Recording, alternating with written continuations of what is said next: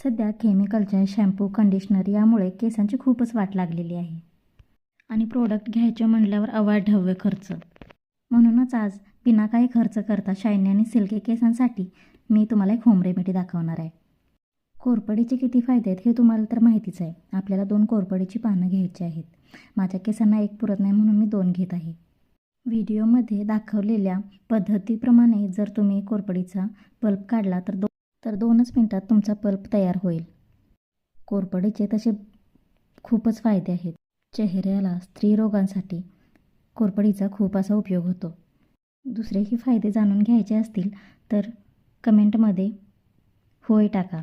त्याच्यावरही व्हिडिओ बनवून मी टाकेन. आता मिक्सरमध्ये पल्प घेऊन 2 चमचे तुम्ही जे वापरत असाल ते तेल, मी खोबरेल तेलच वापरते पॅराशूटचं, ते 2 चमचे घेऊन छान असं मिक्सरला बारीक करायचं.